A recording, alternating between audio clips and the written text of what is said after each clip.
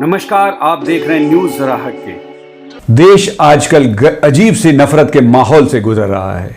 हर एक WhatsApp university के graduate आज मुगल और उस वक्त के राजवंशों पर ज्ञान बखारते नजर आ जाते हैं। तो आज करेंगे बात उन्हीं मुगल बादशाहों के बारे में कि वो कितने इस्लाम परस्त थे, जैसा कि व्हाट्सएप ज्ञान में बताया जा रहा है। साथ ही बात होगी उन सभी हिंदू राजवंशों की जो आज सरकार का अभिन्न हिस्सा हैं। उनका क्या है पुराना इतिहास, साथ ही जानेंगे कि देश का बड़ा दुश्मन कौन था, वो मुगल या इन राजाओं के खानदान जिसे आज जनता सर आंखों पर बिठाई हुई है। तो आज होगी इसी पर बात। आप देख रहे हैं न्यूज जरा हटके और मैं हूं आपके साथ सुजीत कुमार।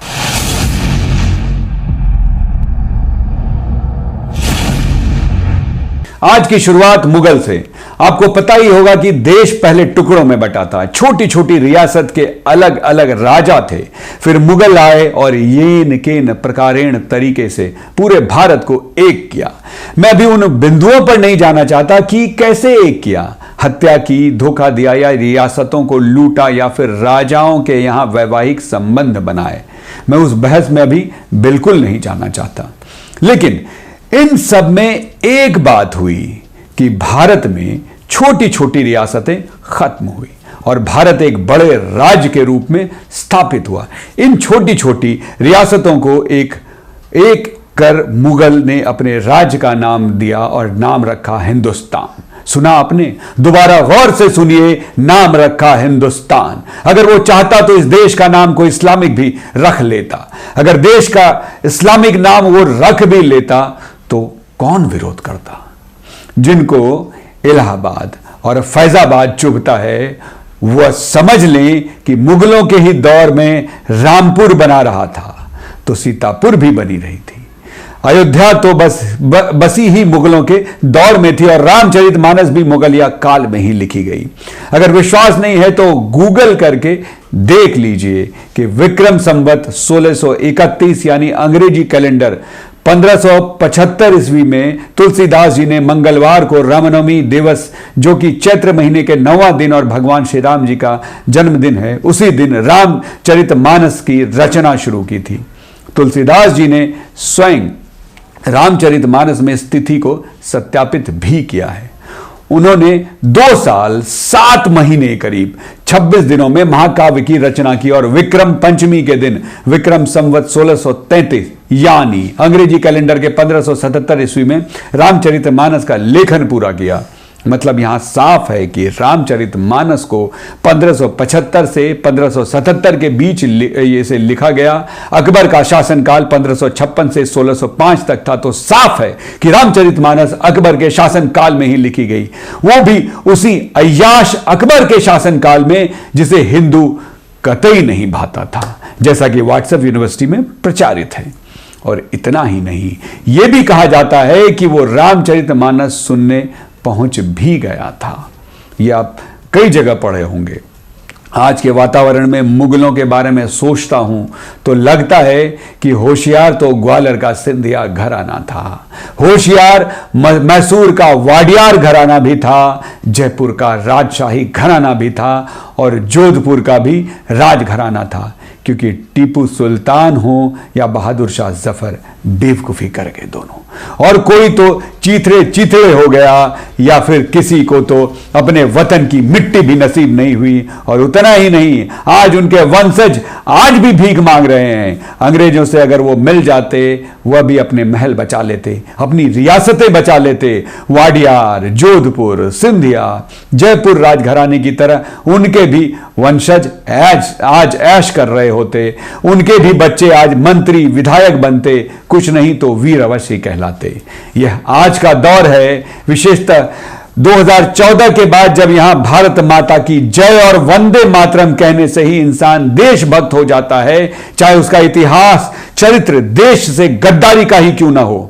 और नहीं बोला तो मुगल लुटेरे या डाकू इस बात को थोड़ी देर के लिए साइड में रख दिया जाए और ये पता लगाया जाए कि क्या वाकई राजपुताना के राजा देशभक्त थे। क्या उन्होंने कभी भारत के लिए जंग लड़ी है या सिर्फ उन्होंने सत्ता की चाटुकारिता ही की है। इतिहास का ऐसा मानना है कि बाबर को राणा सांगा ने बुलाया था।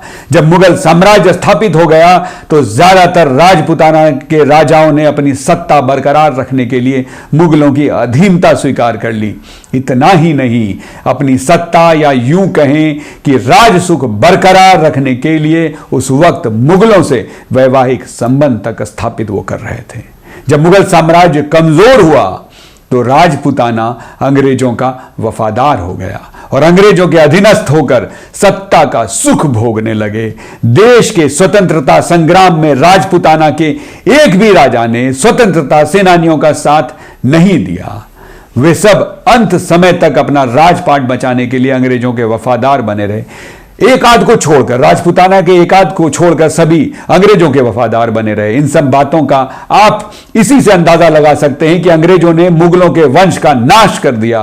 पूरे देश में कुछ एक को छोड़कर जितने नवाब थे उन पर अंग्रेजों ने कब्जा कर लिया, मगर राजपुताना के करीब करीब सभी राजा आज तक राजा बने हुए हैं। जयपुर राजघराना, सिंधिया राजघराना, जोधपुर राजघराना, गायकवाड़ राजघराना अभी तक बचे हुए हैं, जबकि टीपू सुल्तान के वंशज रिक्शा चलाते हैं और मुगलों के वंशज कोलकाता की तंग गलियों की झुग्गियों में नजर आ जाते हैं, जो यदा कदा अखबार की सुर्खियां बटोर ही लेते हैं। और आज के देशभक्त अपने पल्ले तो कुछ है नहीं उनके, लेकिन यहाँ वहाँ के व्हाट्सएप यूनिवर्सिटी से कोई एक नाम ढूंढ लाते हैं और लग जाते हैं कशीदे पढ़ने। इतना वीर था, उतना वजन उठा लेता था, क्या कोई सज्जन उसकी उपलब्धि पर भी कुछ प्रकाश डालेगा? यदि वीर था तो कुछ तो उपलब्धि अवश्य ही रही होगी। क्या थी वो? कौन से राजा युद्ध में भाग लेकर कौन सा क्षेत्र फतह कर अपने राज्य का विस्तार किया? कब से कब तक वहां शासन किया? कोई तो बता दो मुझे। कौन देशभक्त थे और कौन देशद्रोही? कभी अकेले में बैठोगे तो आप सब आपके सामने दूध का दूध और पानी का पानी हो जाएगा।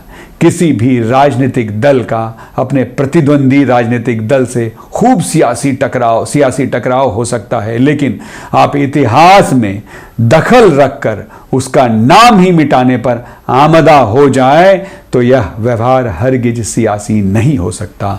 उसके मन की घृणा का परिचायक यह हो सकता है, क्योंकि इतिहास को भुलाया नहीं जा सकता, मिटाया नहीं जा सकता। कुछ उसी तरह से जैसे अतीत इंसान का कभी पीछा नहीं छोड़ती। तो ये थी हमारी आज की पेशकश, जिस पर हमने कोशिश की पूरी तरह से प्रकाश डालने की और आपके सामने उन सारे तथ्यों को सामने रखने की, जिसमें आपको पता चले कि मुगल क्या सच में देशभक्त थे, अगर थे तो अंग्रेजों के साथ थे, नहीं थे, और जिन राजपुताना राजा या जो भी सिंधिया घराना, गायकवाड़ घराना, जितनों का हमने अभी नाम लिया, मैंने अभी आपके सामने नाम लिया, उनके राजवंश किस तरह से चले आ रहे हैं, अंग्रेजों के सामने उनके क्या इतिहास थे, और जो मुगल काल के जो राजा थे या बहादुर शाह जफर, जबकि पिछले एपिसोड में जिसके बारे में हमने चर्चा भी करी थी, उनका क्या इतिहास था, मुगलों से किस तरह से वो लड़े थे। तो ये पूरी की पूरी जानकारी पूर्णतः आपके लिए थी कि आप सच्चाई को समझें, आप देखें, बाकी आप खुद समझदार हैं, आप सारी चीज़ें खुद तय कर सकते हैं। अब मेरा निवेदन है कि जो भी मेरे दर्शक, मेरे मित्र, मेरे दोस्त इस वीडियो को देख रहे हैं तो प्लीज़ इस वीडियो को लाइक कीजिए। जो भी मेरे मित्र इस पूरी जानकारी को अपने दोस्तों के साथ अगर शेयर करना चाहते हैं, दोस्तों के साथ आगे बढ़ाना चाहते हैं, तो प्लीज़ शेयर बटन ज़रूर क्लिक करें। साथ ही अगर आपका कोई संदेश हम तक पहुंचाना है तो कमेंट बटन पे ज़रूर क्लिक करें, कमेंट बॉक्स में ज़रूर कमेंट करें। और साथ ही मेरे वो मित्र जो लगातार हमारे इस वीडियो को देख रहे हैं, हमारे चैनल को देखने लगे लेकिन अभी तक सब्सक्राइब नहीं किए हैं, तो प्लीज़ हमारे चैनल को सब्सक्राइब कीजिए और साथ ही बेल बटन हिट ज़रूर करें। इससे हमारा हर वीडियो सबसे पहले आप तक सबसे पहले पहुंचेगा। मिलते हैं अगले वीडियो में, तब तक के लिए आज्ञा दीजिए। नमस्कार।